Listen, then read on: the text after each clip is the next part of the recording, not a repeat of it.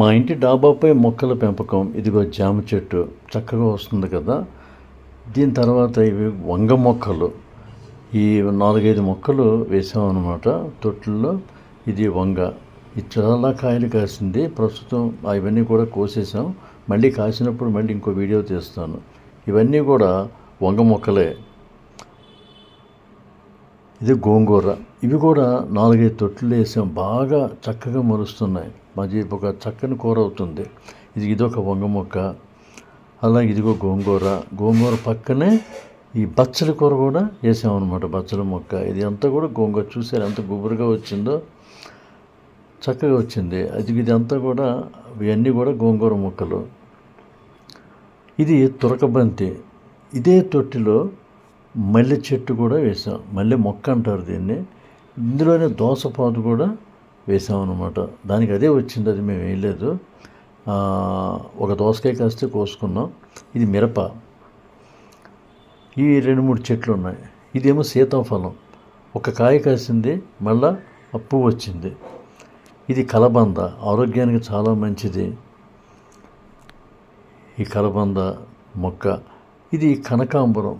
ఇది ఆకు ఎందుకో కొంచెం వాడింది, అది చూడాలి. ఇది చాలా పువ్వులు పూస్తుంది.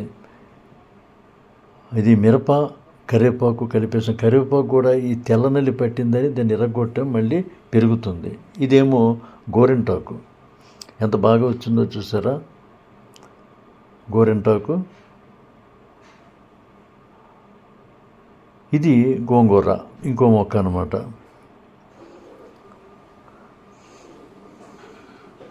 ఇది గోంగూర. తర్వాత ఇది పింక్ మందార. ఇది పెద్దగా అయింది. ఇది తెల్లనల్లి పెట్టింది, ఎర్రగొట్టేసాం, మళ్ళీ మొలుస్తుంది, చిగుర్చింది. ఇది గుంట గలగరాకు. ఇదేమో కంద మొక్క. ఇది మళ్ళీ గోంగూర, ఇంకొక తొట్టులో అనమాట. ఇందులోనే పసుపు మొక్క కూడా వేసాం. చూసారా మొక్క భలే వస్తుంది. ఇదేం చామదుంప. ఇది ఇంకా పెద్ద తొట్టులో వేయాలి. ఇది కొంచెం పెద్దదైన తొట్టి మారుస్తాను. ఇది వేపాకు చాలా మంచిది. వేప గాలి కూడా చాలా మంచిది, అందుకే వేప చెట్టు వేసా. ఇది మందార, మామూలు మందార అనమాట, హైబిస్కస్. ఇది టమాటా మొక్క. చాలా గుబురుగా వచ్చింది. ఇదిగో టమాటా కాయ కూడా వచ్చింది, ఇంకా పువ్వు కూడా ఉంది, ఇంకా వస్తాయి. ఇది డ్రాగన్ ఫ్రూట్ అండ్ తోటకూర. ఈ 2 కూడా ఇందులో వేసాం. చూసారు ఎలా ఎదుగుతుందో. ఇది డ్రాగన్ ఫ్రూట్ మొక్క. ఇది నల్లేరు కాడ అంటారు. ఇది కూడా ఆరోగ్యానికి చాలా మంచిది. పచ్చడి తీసుకుంటారు దీన్ని. ఇది తులసి మొక్క.